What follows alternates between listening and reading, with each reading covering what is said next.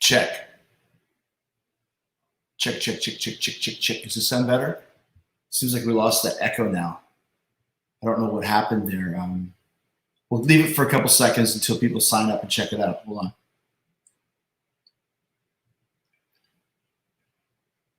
All right, how's it sounding, guys? Is it better now? It was really strange. What if I play the Saturday Night Special again just to see what it sounds like? 1, 2, 3. Does that sound better too? Can you hear that better? Saturday Night Special and all that stuff? Hector says it sounds good from Facebook. Sean says it sounds good. Okay, good. So we had a little bit of a problem. Don't know exactly what happened, but whatever. We're here now. My producer, Stacy Parra, just said, do you have Chrome on your Mac? Audio's messed up. Speakers might be feeding back. Need to use StreamYard and Chrome browser. I think I've done that. So is the sound better now, Stacy? She'll let me know for sure. She's my producer for Talk is Jericho. So hopefully we're better now. Like I said, this is a brand new technology here. It's called StreamYard. Because last week when we had the Kevin Smith show, where I literally had to hold up a computer next to me and have him on it, I knew right away that some people would have better options for streaming, and this is it, StreamYard. So I don't know what happened there, why there was an echo, but hopefully it's better now. And hopefully you guys, it sounds, I'm getting some great technology reports here. Carl, let me just see here. Benjamin Andrew says it sounds good. I've always liked names, guys that have names that could be two first names, like David Phillips, or I used to know a guy named called Peter Peterson. Like seriously, like come on, mom and dad, you're gonna name this kid Peter Peterson? It's not a good choice there, right? So I don't even know why I have this thing in, because I don't think I even really need it, but maybe I do. Maybe this is why I'm gonna try and take this out and see what happens now. Is the sound still good? Are we still doing good here, guys? I think we got it. All right. So anyways, sorry about the the ridiculousness of my ineptitude of being a technology, but I'm glad I get the instant feedback from you guys who are letting me know if this is better or not. So here we are. We've had a great week here. Still all kind of stuck at home. Under quarantine, but now they're slowly opening up the world and opening up what's going on around. And so let's get one last thing from Stacy. She says you need to turn off your computer speakers. How do I do that? Is it still not good? Is the sound still not good? My goodness. Anyways, everyone here says that the sound is good. So hopefully that works. Okay, so are we good? Are we good now? Is this cool? All right. So anyways, Ben Espinoza says you're amazing on commentary on AEW Dynamite. Thank you for that. Hopefully you guys enjoyed it. The reason why I wanted to do that was when I think I talked about this last week, but when I heard that there was going to be 6 weeks of TV tapings for AEW, when everything started shutting down, like you started hearing about Florida is shut down, and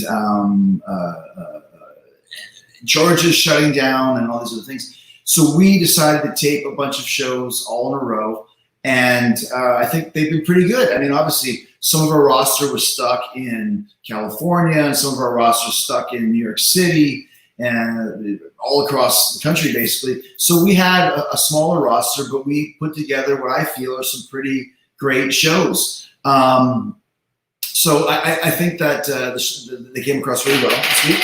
And a lot of people talk about the Bubbly Bunch. Hope you guys enjoyed that. That stemmed from an idea from Santana, who said that we should do something this week, maybe a inner circle, what's it called? Being the elite, being the inner circle sort of thing. And I said, why don't we do something for the actual show? And we came up with this idea where one guy calls another and calls another and calls another, so on and so on and so on. And then originally it was going to be called the Circle Bunch or the Inner Circle Bunch. But we decided to stick with the Bubbly Bunch, which, I mean, typical, just a stupid name, whatever. But it's funny, and people enjoyed it. And if you ever watch any Christopher Guest movies, Waiting for Guffman, Best in Show, those type of movies. Mighty Wind for your consideration. Spinal Tap, obviously the classic. You'll find that my style of filmmaking, if I'm the director or whatever you want to call me, is very much influenced by Christopher Guest, a lot of cut-ins and that sort of thing. So the good news is that it did a really good rating, and that the Turner Cognoscenti, the Turner Brass, if you will, really enjoyed it, and they want to see more. So there will be a Bubbly Bunch Part 2 this week, which I think might start a craze that's going to sweep the nation. So we'll see. Kathleen Cahill says, excited to see you on the last drive-in next week. A huge Joe Bob Briggs fan. I can't say the movie that we did, but trust me, it's probably the greatest B horror movie that you've ever seen. What are some of your favorite B horror movies? We actually just had fun this week.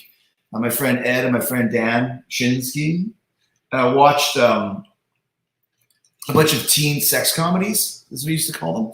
And I did a podcast a few years ago with Eli Roth and Gabe Roth, the Roth brothers. Eli Roth, of course, director of Hostel and all these other great movies, is a huge fan of those. And I'm talking about, we watched just one of the guys, Spring Break, Hot Dog the movie.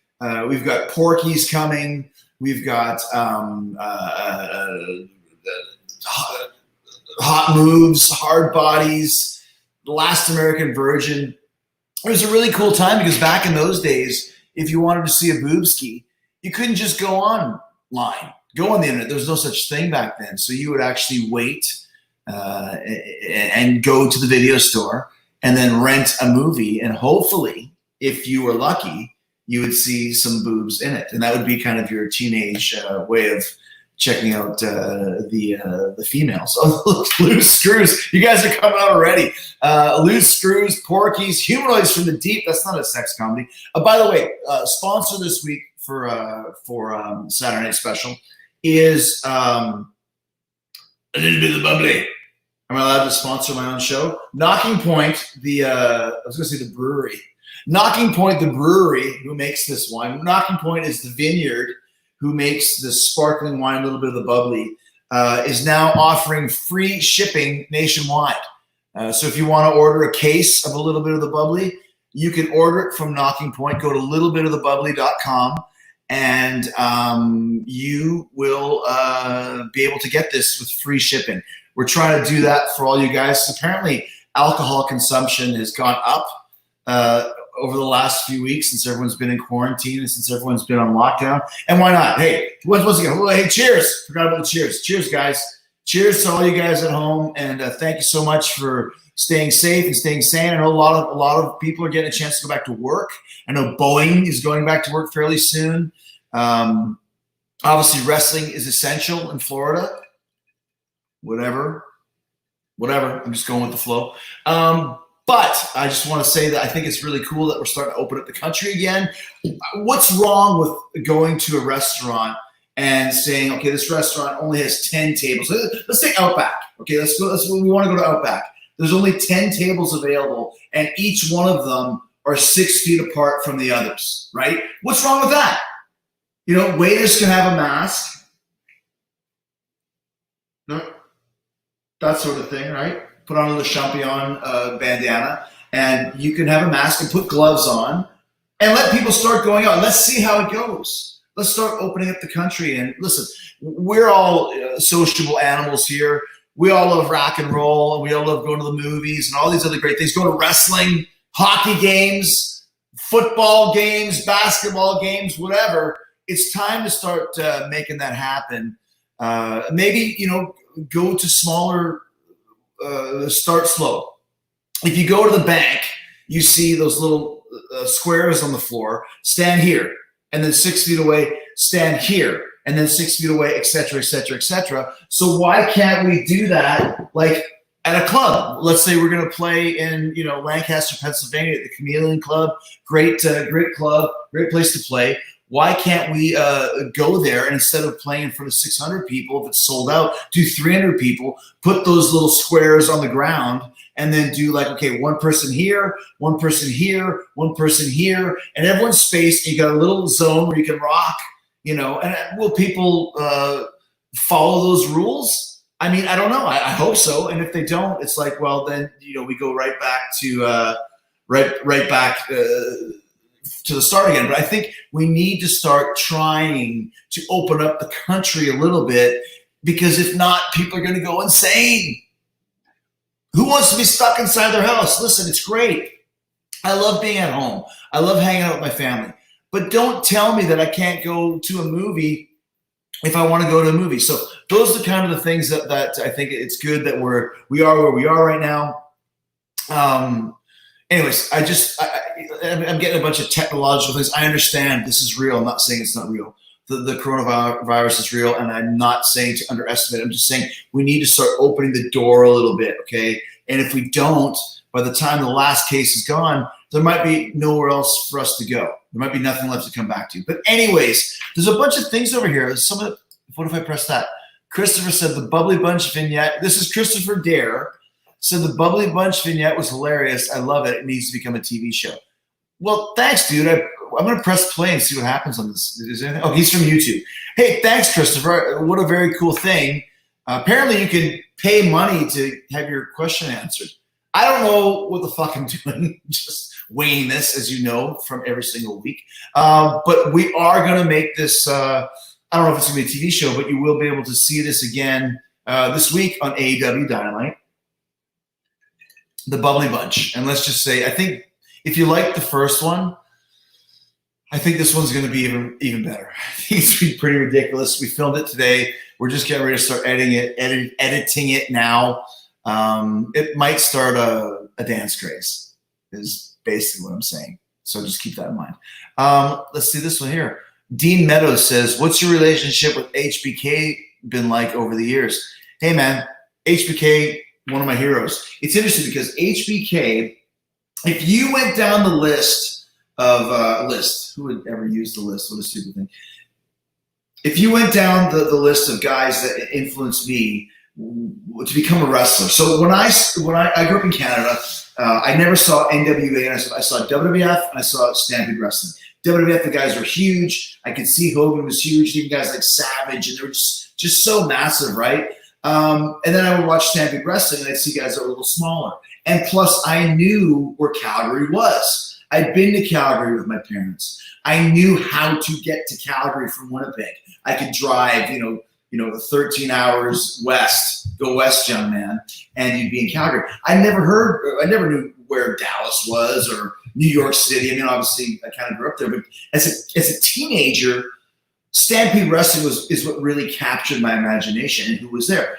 Chris Benoit, Owen Hart, and then in the WWE, Ricky Steamboat, and Shawn Michaels. So if you go through the guys that I always wanted to be like when I first started getting into wrestling, it was Owen Hart, it was Ricky Steamboat, and it was Shawn Michaels. And I followed those guys, Shawn, especially Rockers, and then when he went solo and all that other stuff. So when I got to meet Shawn, it was great. But when I first met Shawn Michaels, he was kind of at the end of his issues, his demons. You know the problems that he had, drugs, all that other stuff. He talks about it. Then he got hurt. He came back, got hurt, went away, and then he came around again in 2001 or whatever, 2002. And they stuck us in the ring right before Christmas. I think it was SmackDown. And it was a promo between Chris Jericho, a highlight reel, and Shawn Michaels came out. And I called him old or something stupid that you never call your opponent. But whatever. I mean, well, he's 5 years older than me. So he super kicked me, and I got a huge reaction, went over really great. And afterwards, went to the back, and I remember Vince was sitting there going, "You smell that? No, what is it? I smell money." And he knew that Jericho and Michaels was money, and he was right. And so we had the kind of the Wrestlemania match, which was the kind of the student versus the teacher, the old kind of a kung fu movie plot sort of thing. And meanwhile, we did this whole angle because I used to be a Shawn Michaels clone. My initial name, I wanted to be called Sean Skywalker. Jack Action was one, which we know. Chris Jericho, obviously, here I am. Hello. But I'm just going to create this right now. But Sean Skywalker was a name that I wanted to be called. And then I realized I can't be Sean Skywalker, so I'll try Shane Skywalker. And then I'm like, Shane, at the time there was Shane Douglas and, you know, Skywalker and all this stuff. So I went with the Chris Jericho instead. And obviously it worked out good, but there was a time, anyways, I dressed like Sean. I wore Sean's costumes. I had Sean's hairstyle. So we did this angle where we actually see, I had these clips from my very first match, October 2nd, 1990, Pinocchio, Alberta against Atlanta Storm. We used to say it was an up and over, boom, hip toss, wham, then reverse victory roll, which is basically a Frankenstein. You jump up on the guy's shoulders, you lean back, and the guy takes a roll. That was a high spot combination that I stole directly from Shawn Michaels. And we showed my version of it and his version of it, and it was teacher versus student. And we go to WrestleMania 19, Seattle, and it was the first time we'd ever been in the ring together, ever. Lots of times you work with somebody in a tag match, or you do like maybe house show matches, non-televised matches, but we had never been in the ring together, ever. The first time we ever stepped into the ring was at the stadium in Seattle. I believe it was called Safeco Stadium, in front of, 100,000 people, whatever, 60,000 people, whatever the fuck it was. First time ever. And here's the thing. I was in like a Dick's Sporting Goods. Cheers, by the way, guys. Cheers. Looking for under tights, like kind of a Speedo, essentially, that you would wear under your wrestling gear so that, in case it ripped or whatever, you wouldn't have your yightsies hanging out. And I remember walking through the Speedo section, and it just hit me. The entire finish of the match. Oh my gosh. And I don't know, maybe there's no cell phones back then. So hey, can I borrow a piece of paper, like from the guy at the front? Like, sure. And I just wrote, like, right. The whole finish just came out. Now, is that the exact finish we used? No, but 80% of it was. And I go to the venue. You always rehearse before WrestleMania, or not even rehearse, just get together and go over the match and talk about it and stuff. And I showed up at the venue, Safeco Stadium, to meet with Sean. And he goes, "You got any ideas?" And I said, "Well, I got kind of an idea for a finish." He said, "That's really funny because I got kind of an idea for the beginning." And we basically just took his beginning and my end, stuck it together, and that was the match. And it was voted the best match of the show. Now, there's been 36 WrestleManias. Only 36 matches can be called the show stealer. And we were one of them. So there you go. Good stuff, right? Love it, love it, love it. No more, geez Louise. Eric Kirchner from Facebook said, "Did you see the Tiger King shirt for sale?" I did not, but here's the thing with Tiger King. I was just talking about this with my wife and our friends, Gene and Angie. Hi, guys. And my lovely wife, Jessica, of course.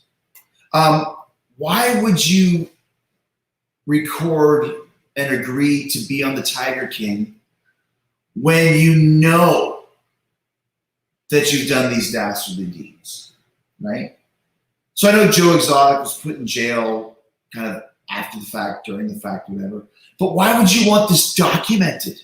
And then Carol Baskin, apparently they reopened the case. Now, Carol Baskin Big Cat Rescue is literally 15 minutes from my house. My kids have been to the Big Cat Rescue. So my point is, if you were Carol Baskin,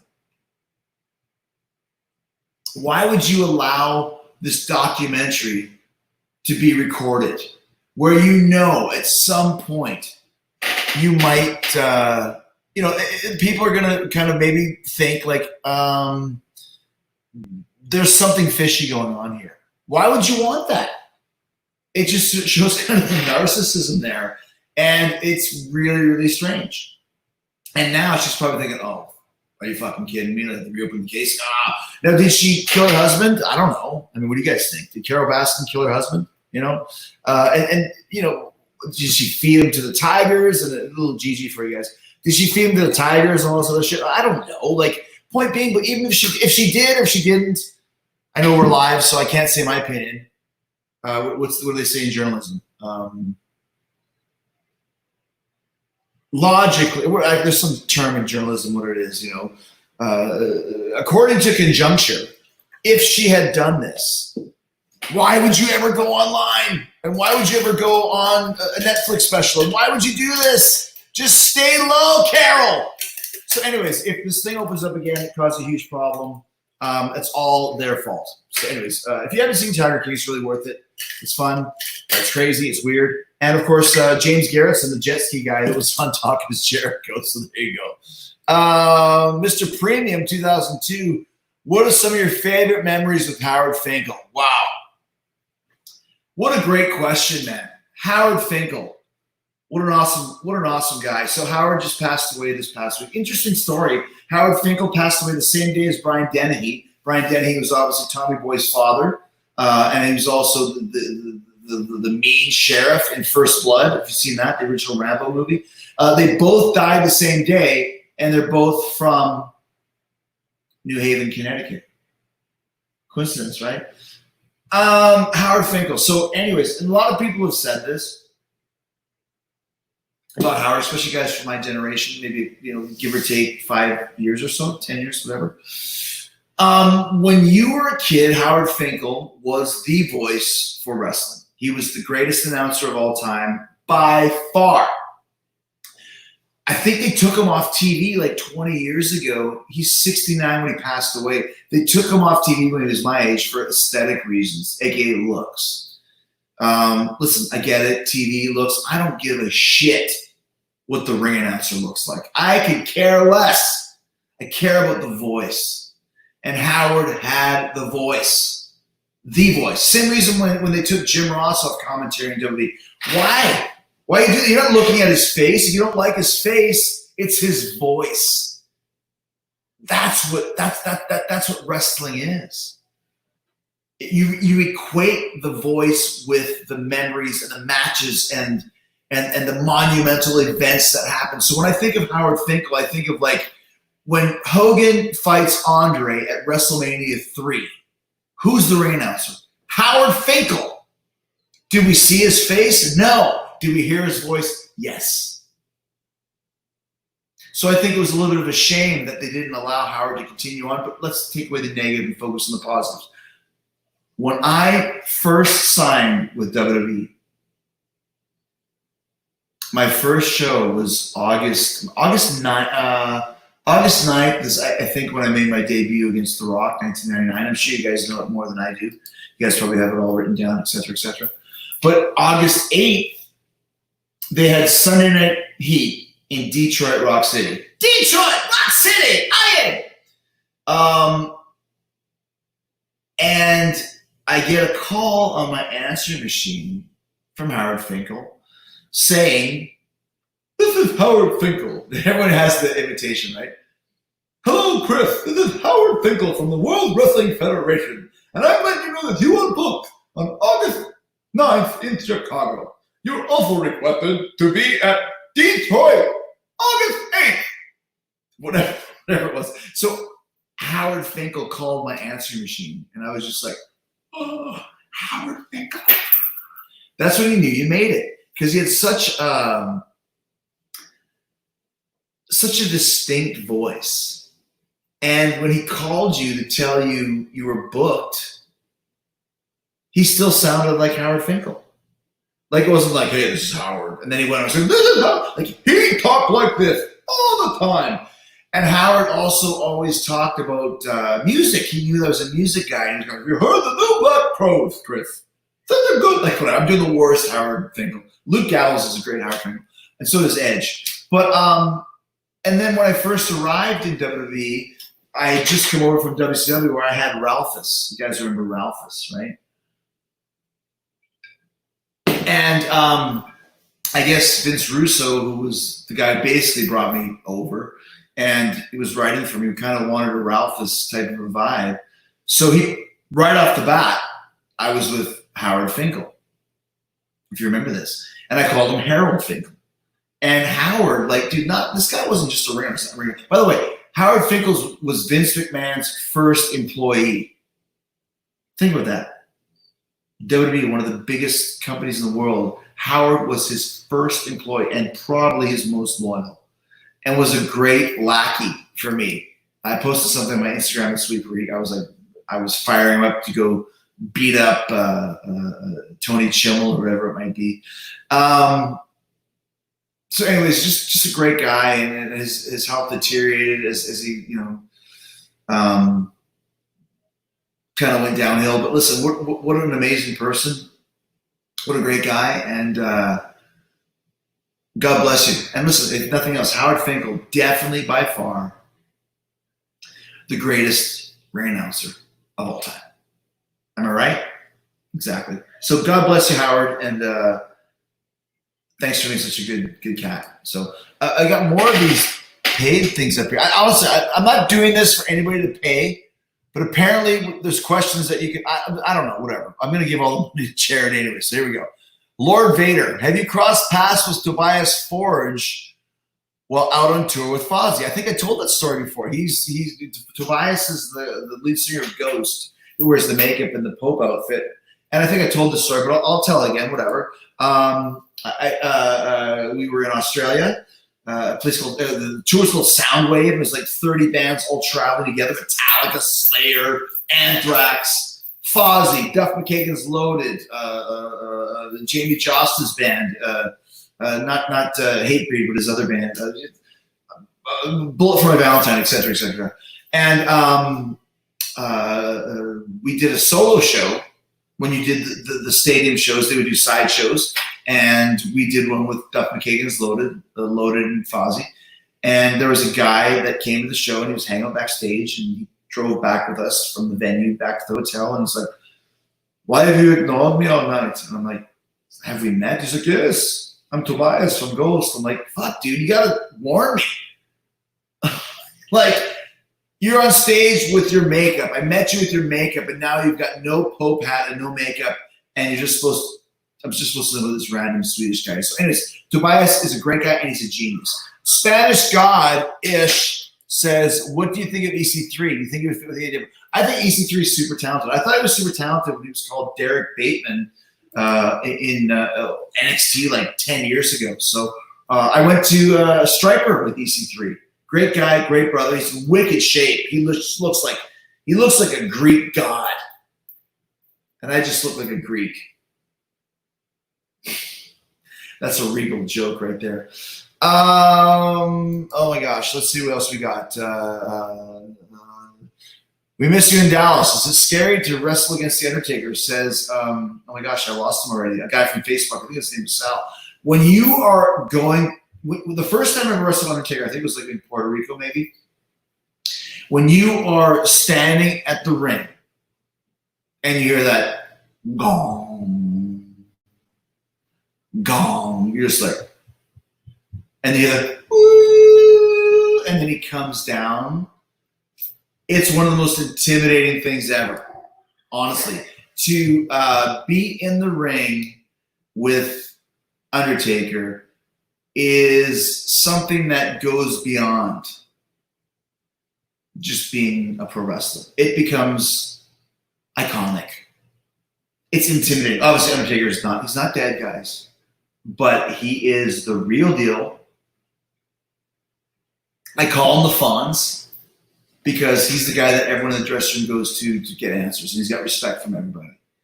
He is by far the leader of the locker room. There's been many pretenders to the throne over the years. This guy says, I'm the locker room leader, and I'm a locker room leader, and I'm a locker room leader. Shut mouth, you. The locker room leader in the WWE has been and always will be until the moment he leaves The Undertaker. Matt Wright says, did you ever wrestle Big Van Vader? I never wrestled. And here's another, I never met Big Van Vader, ever. Idle Adventure says, hey, Chris, would you say happy birthday to my wife, Jackie? Jackie, happy birthday. Let's sing happy birthday to Jackie on three. 1, 2, 3. Happy birthday to you. Happy birthday to you. Happy birthday, dear Jackie. Happy birthday to you. My good friend Rich Ward said the biggest problem with happy birthday is people start too high. She's like, happy birthday to you.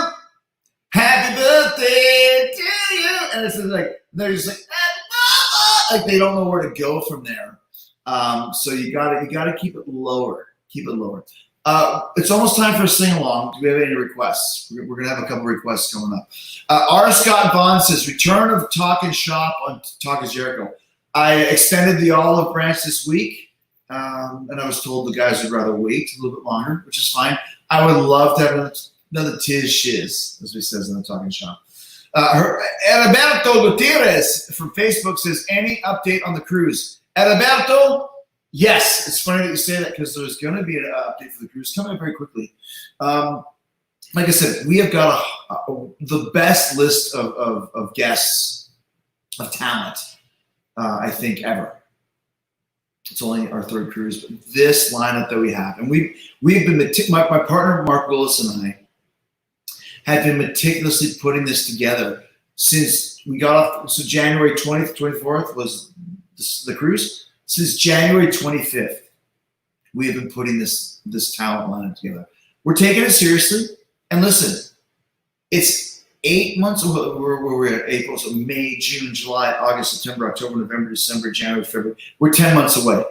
We are doing the triple whammy. We are doing Chris Jericho's Rock and Wrestling Rager at Sea #3. We're doing it, and we're excited that you guys are looking forward to it because it's going to be killer, and we're going to do it. Listen, we're going to get over this, and if you guys think that nobody's listening, the sanitization and the restrictions to get on board and the cleanliness rules, if that's a thing, it's going to be high tech. And we're going all the way with this. We are spending, we are sparing nothing to make sure that you guys are all taken care of. If we're doing this cruise, we're doing it we're doing it the right way. We want to keep everyone safe. We want to keep everybody happy. That's why we're doing this. So, yeah, oh my gosh. I'm worried about the, Tyler H says I have coronavirus on your penis.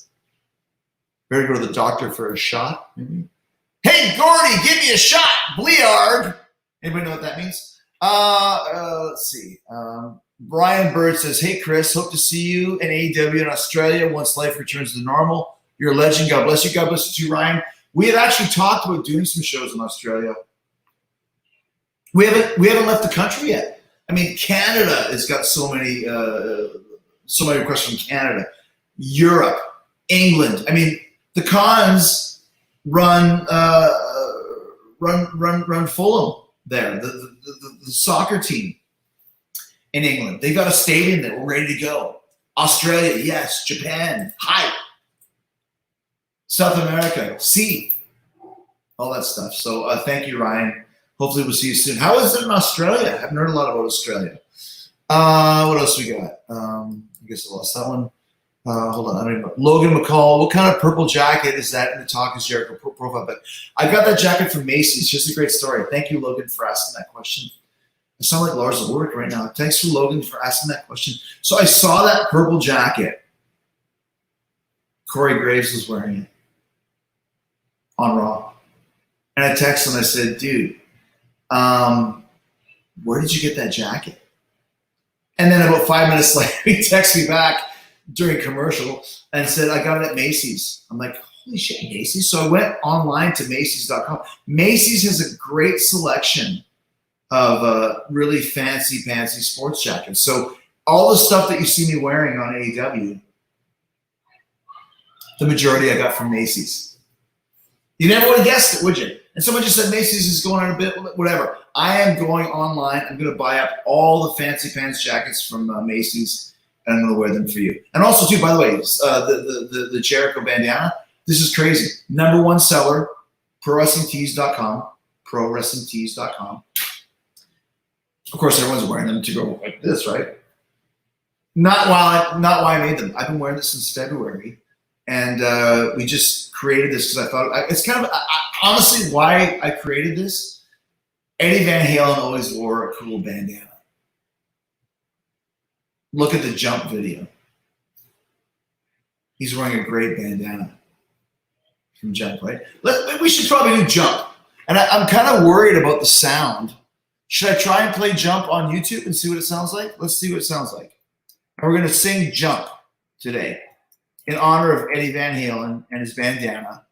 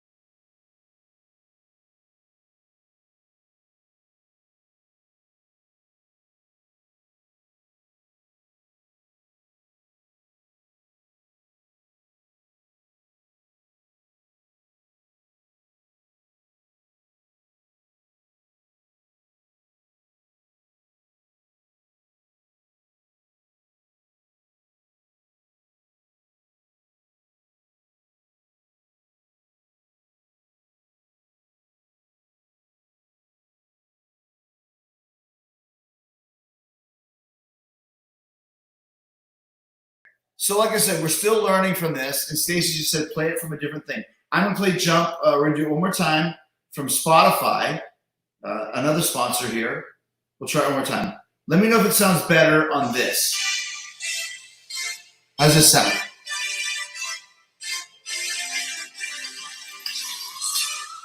How does that sound?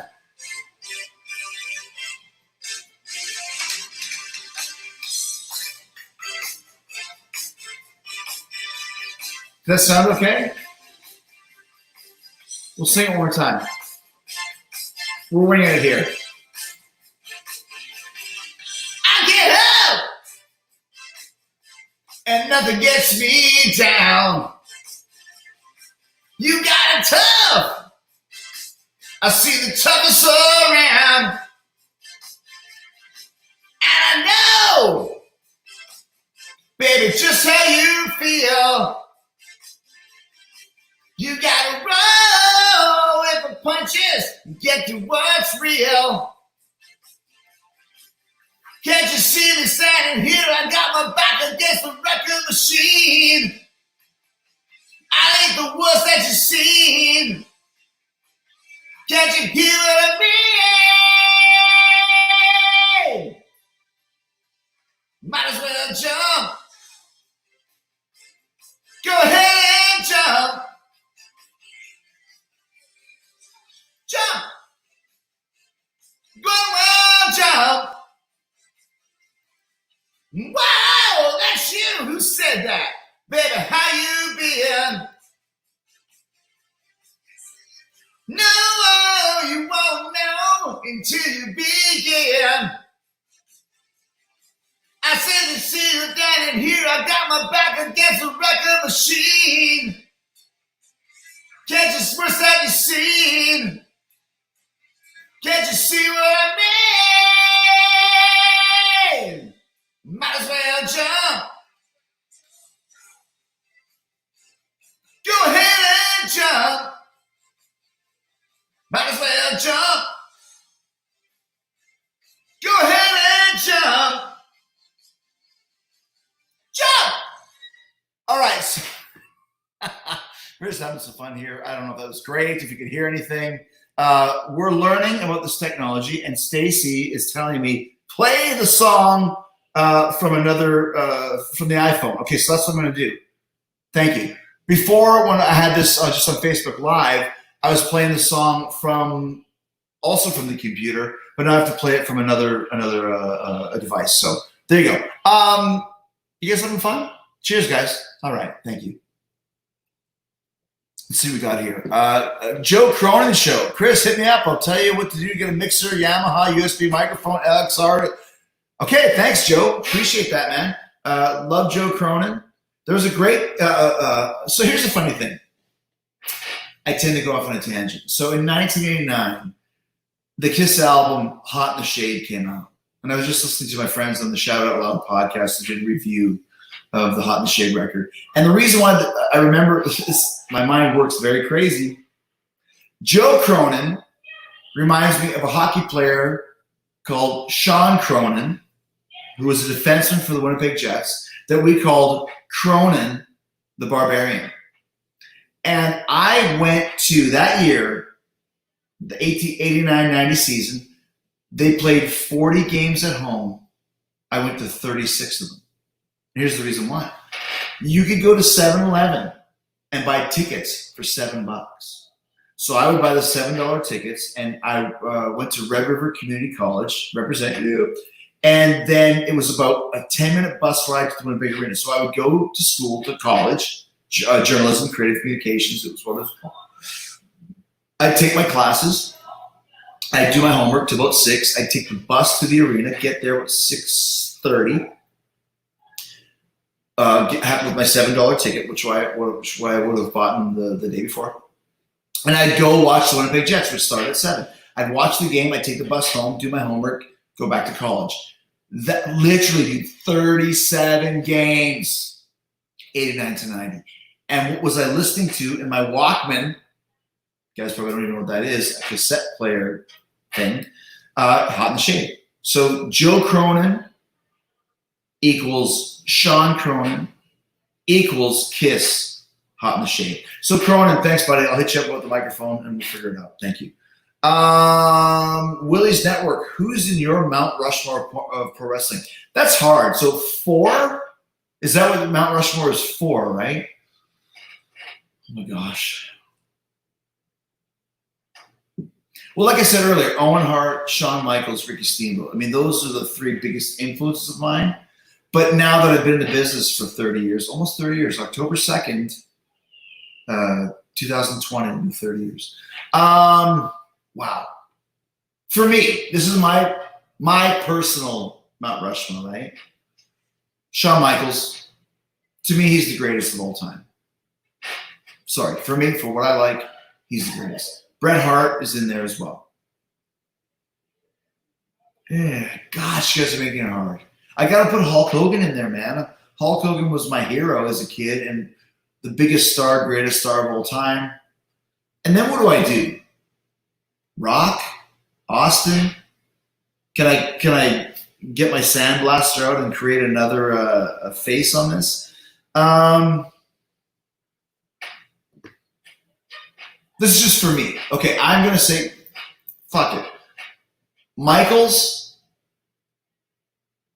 Hogan, Hart,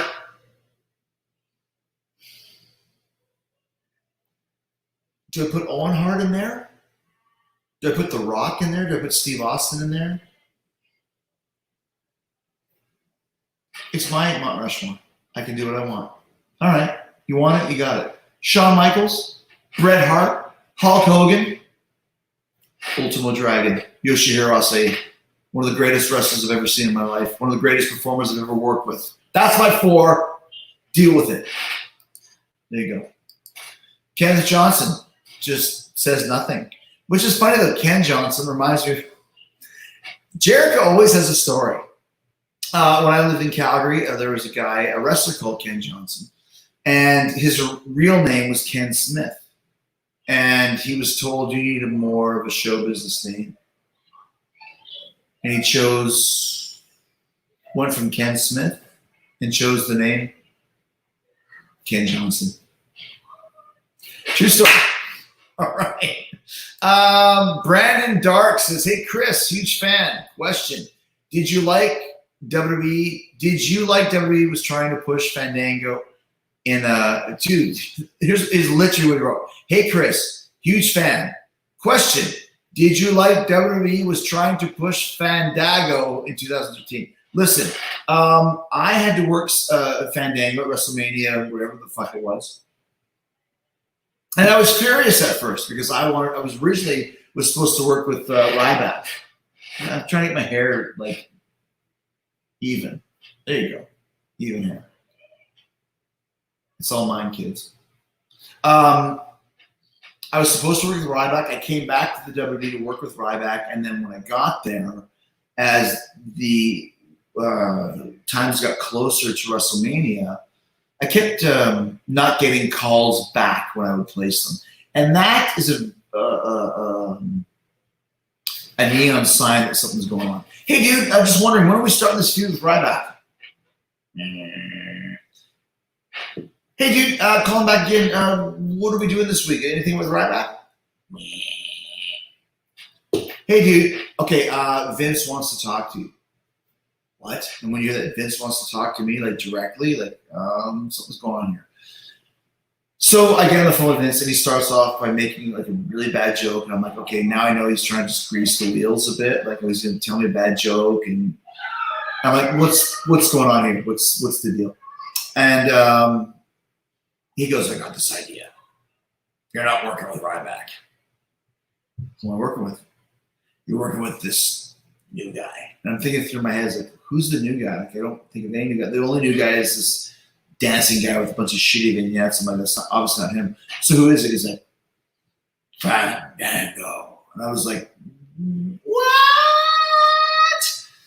Super pissed off.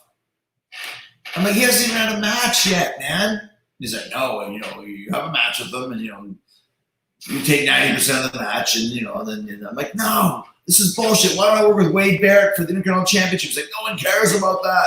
Why don't I work with this guy? No one cares about that. Why don't I work with that guy? No one cares about that. I'm like, so I can't change your mind then? He goes, no. I'm like, fine. I clicked the phone. I hung up on Vince McMahon. And then I called the Fonz, The Undertaker.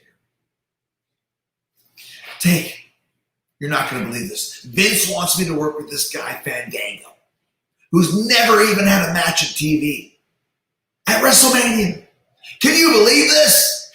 And he goes, what's the problem? And I'm like, what do you mean? What's the problem? Well, he's never even had a match on TV. He's like, so? I'm like, he's like, I have this streak at WrestleMania. But if you go down the list of guys, they're not all Triple H and Flair and Shawn Michaels. He goes, there was a freaking El Gigante, Giant Gonzalez, and there was freaking what's the big guy, Viscera, and there's the Nathan Jones, and there's Prince Albert and Jake the Snake, and all these guys. Just like, dude. You do what your boss requests. And if you do a good job, you'll be rewarded. And I was like, you know what? You're totally right. And once Taker told me, like, get your head out of your own fucking ass and do your job. And I was like, yes, sir. And that's what I did. So I had 4 weeks to get Fandango over. And I started by getting his name wrong, which then gives him an identity. If you guys saw what I did with Pineapple Pete on AEW the last couple weeks, we don't know who Shug D is. But Pineapple Pete has become a thing because I'm like, Pineapple Pete, Pineapple Pete, Pineapple Pete with Fandango's whatever I said, like, Mandingo and I see that this man Scaramouche gonna do the Fandango, whatever, screw up his name and whatever I said.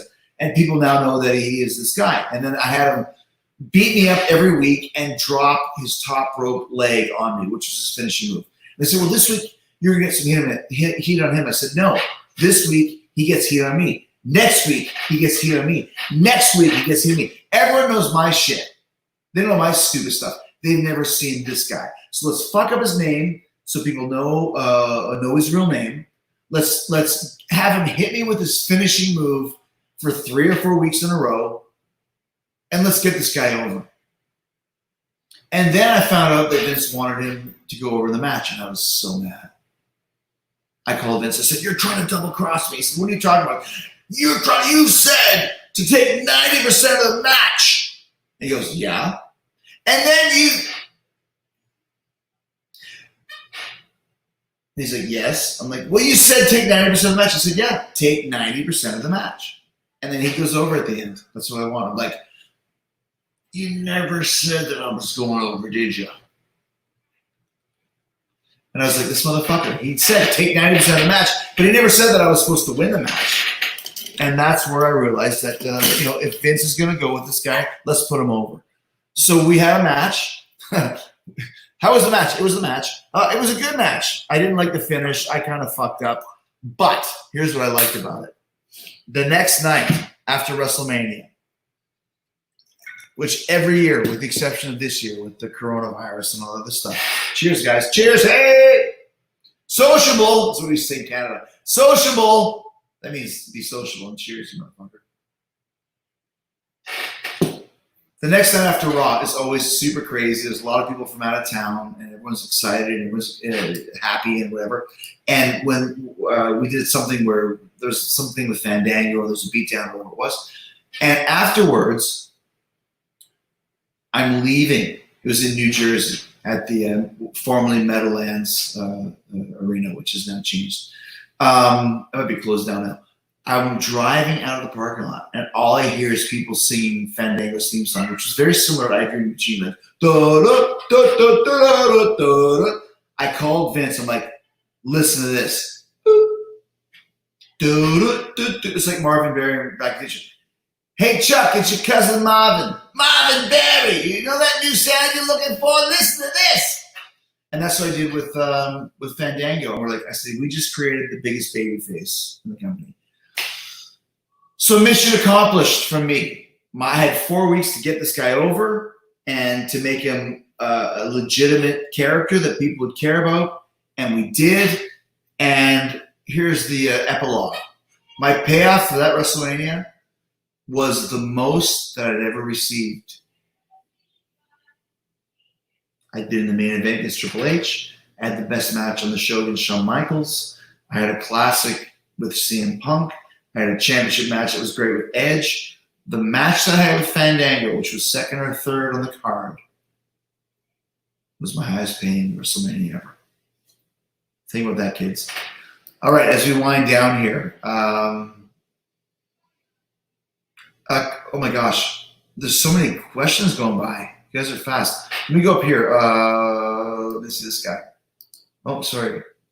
Dennis Kurz, thanks for the COVID-19 shirt. Thanks. That's why I said shut your ass. Shut your ass is something we just say at our house here. We say go fuck your ass, shut your ass. So that comes from my friends. So there you go. I say wash your hands, cover your mouth, shut your ass. We made almost $20,000 for a charity on that shirt. So thank you guys who bought that. Mike Dempsey says, hey, Sparkle Crotch. I got to start with that. Just want to say I love you, man. I love you too. Kisses, brother. Since you're donating to charity, please take my money. Serious question. How did that date go from the dating game you won in the 90s? Great story. We did the dating game with Chuck. What's his name? Chuck Wepner? Chuck Wolhound? Whatever. I don't know. Whatever. The old school dating game. And it was me, Disco Inferno, and Billy Kidman. We were the dating game. And the girl that we were trying to woo was a Russian history major. Bleached blonde hair, enhanced lips, enhanced boobskis. But she was a Russian history major. I did a much better job than Disco and Billy Kidman did. And I won. And when you win the dating game, they say you get a trip to Hawaii. But you have to go there between August 2nd and August 4th. And you have to fly yourself from LA. So I was living in Orlando at the time. So I would have to fly myself from Orlando to LA from August 2nd to August 4th. And I just couldn't make it happen. I'm sorry, it just didn't work out, whatever. Fast forward a couple months, I got an email. I used to have a fan email thing on my website. And it was like, hey, Jericho, this is George, man. Your Russian history major just popped out of a birthday cake at my brother's bachelor party. So there you go. Adam Canoe says, what's your favorite Rush album song? Oh my gosh, it's so hard. I mean, obviously I got to go with Moving Pictures, but my favorite Rush song is probably Roll the Bones. And you knew 2020 was going to be a fucked up year when the professor died January 8th. For those who know. Evan Wood, how about a couple of Detroit Rock City members of Detroit? Detroit is one of the best cities for wrestling. One of the best radio stations. I think it's the Riff there. It's such a great station. I love Detroit, man. I really do. And I think we should probably end this show with Detroit Rock City. I don't know what you guys think. I'm going to answer a couple more wrestling questions, and then we're going to end off with the Detroit Rock City. Okay. Can you say happy birthday, Jonathan Moore? Well, sure. Happy birthday. Corny stories, says Dave Cates. Got a million of them. Be more specific. My gosh, she goes by so fast. Greg says you settled us for 1,000 for Holtz. I haven't been working in a while, so I'm down to about 37. Rod Allman says, who was the worst you ever worked with? That's hard to say. There was a guy in Japan called Kamikaze. I worked there in probably 95 with WR when I was the cock of the walk, man. I was on top, brother. And I had to work with this guy called Kamikaze. I remember we were outside, an outside show, kind of like a tennis court that had a wrestling ring in it with people around it. Probably, I think it was called like Kanagawa, Japan, which is part of like a suburb of Tokyo. The guy was Kamikaze and he had a mask on. If you guys ever played football where you throw the football and you catch it and it's cold, it's like, oh, my hands hurt. I chopped this guy and I was like, oh, fuck, my hands hurt. Punched the guy. I was so cold. And there's probably 200 people there. And, oh my gosh. We tried a couple high spots. He screwed up his high spots. And I beat him with a punch in the face. Say no more. So Kamikaze, God bless you, brother, but you might go down as the worst wrestler that Jericho has ever faced. There you go. Nelson Painkiller. He is the Painkiller! This is the Painkiller! Hey, man, can anything be done about the music put during commercials in AW? Bring back the instrumental and leave out those horrible lyrics. I don't know what that means, Nelson, but I will... let me pull a Trump. I will look into it. Evan Wood, a couple of Detroit Rock City members. I think we were talking about this. We're going to sing Detroit Rock City to end this off. Dennis, I don't even know what I'm doing. UBW Entertainment. Any stories of Pikeville, Kentucky? And can you put Josh and Cam on the list? Pikeville, Kentucky is where they used to have a bluegrass brawl. I was supposed to be on it, but I broke my arm. You can see right there. You guys, hold on. Let me see this. Hold on. Can you see the scar? That's the shitty look. Hold on. Try this. There you go. See this? That's the scar that I got after Night of the Legends in Knoxville in '94. I think Bluegrass Brawl in Pikeville was the next month. I couldn't work because I had a broken arm. And here's the thing.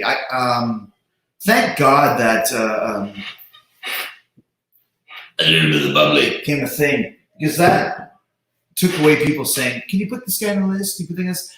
The rule is this. I'm not putting anybody on the list. I'm not putting you on the list. You want to put someone on the list? Start your own damn list.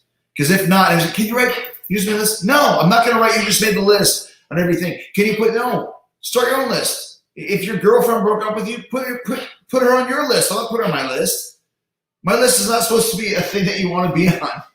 It's supposed to be a terrible, terrible thing. So there you go. So we're gonna finish off with Detroit Rock City. I'm not sure. Usually I would pump this up on the computer, but apparently it does not sound as good. So we'll do Detroit Rock City. You guys ready?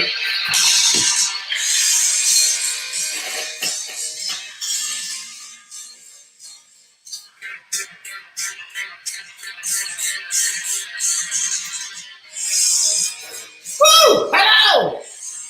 Ready? Here we go. Down! Saturday night. 9 o'clock. The radio's the only light. Hear my song that pulls me through. Comes on strong, tells me what I got to do. I got to get up, get down. Everybody's gonna leave their seat. Detroit, Rock City. Everybody's gonna move their feet. Everybody's gonna leave their seat. Getting late. I just can't wait. 10 o'clock. You know I gotta hit the road. Whoa. First time drink.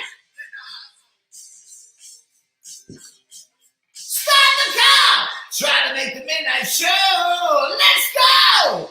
Get up. Everybody's gonna move their seat. Everybody's gonna leave their seat.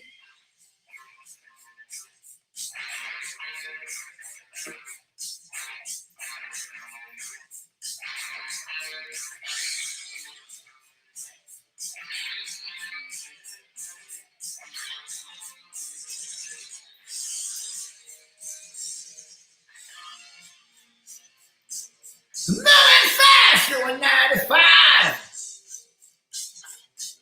Hit that speed, but I'm still moving much too slow. I feel so good, I'm so alive, so alive. Hear my song playing on the radio. It goes. Everybody's gonna move their feet. Everybody's gonna leave their seat.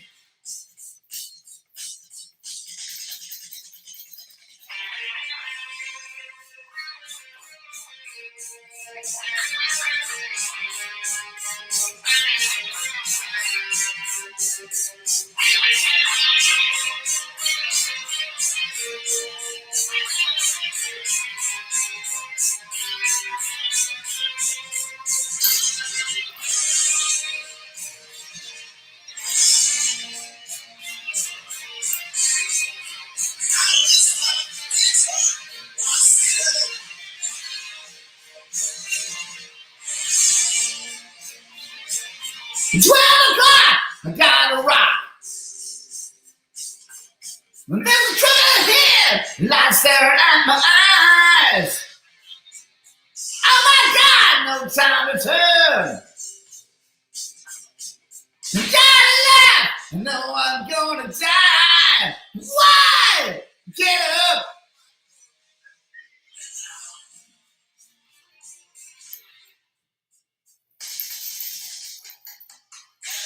Everybody's gonna move their feet. Yeah!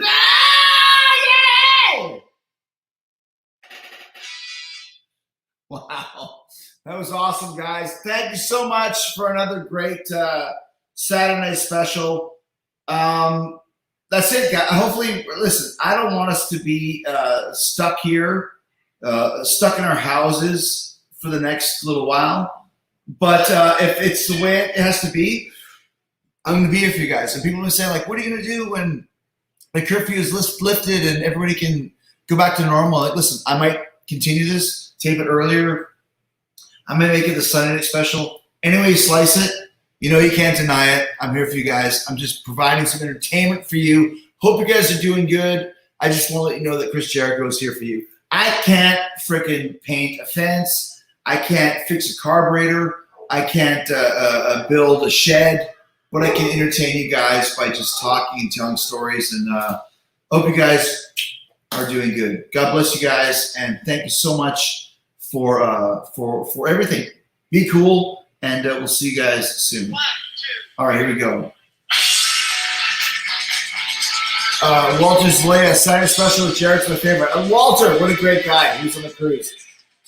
Marvel says, what about Ospreay versus Jericho? I would love to wrestle Will Ospreay. Harold May, hello, how are you? Orlando says, thanks, Jericho. Well, thanks to you, brother. Dylan MVPs, these guys go so fast. Zachary, we see a match with me and Jimmy Havoc in AEW. I don't know. I mean, I like Jimmy Havoc. I think he's got something to finish with Dr. Luther, first of all. Kito Kwa says, stay safe. Same to you, brother. Miss Serena made my night. Thank you so much. Hope you had a great time. Lenny Olson said I missed it. Well, fuck, Lenny. Come on, dude. Sponsors are a little bit of the bubbly, a little bit of bubbly.com. Free shipping nationwide right now if you order some of this. Thank you. Kevin Spiegel says, we love you, Chris. Well, thank you, brother. Appreciate that. Charles PJ, who would you want your final match against? How can I answer that? You want me to retire? I'm never retiring. What are we going to do? Sit at home and plant fucking flowers in the garden? Do I look like a flower garden guy? I'm the worst. I've got no skills whatsoever. I can't fix anything. I can't build anything. I can't plant anything. All I can do is be creative and talk to you guys. Thank you. Sean James, wish me happy birthday. Happy birthday, Sean James. All right. Rick J, Le Champion. Right back at you, brother. Thank you, man. All right. Travis Daniels just ordered some bubbly. Thank you, brother. All right. Jarrett Crossley, if you could bring back one legend to wrestle, who would it be? That's obvious. Owen Hart. Cheers to Owen Hart, man. What a great fucking guy. Owen Hart was such a great performer, too. If Owen Hart wouldn't have passed away in 99 when Jericho, Guerrero, Chris Benoit, Dean Malenko, Edge, Christian, Kurt Angle, Owen Hart would have enjoyed a career resurgence if he had not passed away. One of the greatest of all time. Chris Wilkinson, about to order your bubbly shirt. Hey, Chris, thanks, brother. Jason Dalton, AEW coming to Detroit. Detroit, let's see. We're on our way, man. Just wait and see. Bones Dunn says, you like Cody? That's for me to know. We need to find out. Yeah. Eddie James, thanks for signing my book. My pleasure, Eddie. Thank you, brother. Hello from Ireland, says Patrick O'Dwyer. That's one of the best Irish names we've heard. Patrick O'Dwyer. Of course you're from Ireland. I love Ireland, man. Belfast. What's the other place? Belfast is can't remember right now. Robert Perez says, come to San Francisco. We would love to, Dublin. Thanks, man. We would love to come to San Francisco. Let's just get back on the road and fucking let's get back out to work, guys. We want this. Saba Hashim says, change your look. Well, Saba, since you have an egg as your profile thing, I can't even tell what your look is. So,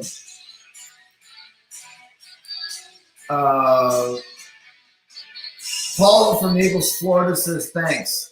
Brianna says, see you boys at the community club. John B says, you still like Mike Portnoy. Mike Portnoy's a great friend of mine. Thank you. These comments are going by so fast. I don't know what to do. Hayden Milliken says, you forgot to put yourself on Mount Rushmore. You never put your own self on Mount Rushmore. It's not how it works. That's not up for me to say. That's up for other people. Beaver Cleavage says, thanks, Le Champion. Stay safe in England. We hope we can come to England very soon. I love England, man. I love England. The first country that ever embraced Fozzy was England. Joey Brasher says, you threw Darby Allin over the rail right next to me in Denver. Well, you know what, Joey? Yeah. Darby Allin's lucky I'll throw him right in the garbage dumpster next time. Dumb idiot. Mike Peterson, Thrill Seekers Union? No. Travis, much love from Omaha, Nebraska. I love Omaha. The last time Fozzy played Omaha, we sold that mofo out, brother. Gosh, you're going by so fast. Himanshu, did you ever catch up with Impact? I love Impact. Don Callis, great guy, great roster. Great times. Florian, greetings from Hamburg. I love Hamburg. I lived there in 93. Gosh. Thank you, guys. God bless you guys. And we will see you next week right here on Saturday Special. And Fozzy's going to be here. Everybody from Fozzy. Rich Ward, Billy Gray, Randy Drake, Frank Fonseray, right here on the show. So thank you, guys. God bless you. Stay safe. Wash your hands. Don't touch your face. But be cool. Go out and live your lives, guys. Don't stop living. Because when you stop living, that's when you start dying. Love you guys. Be safe.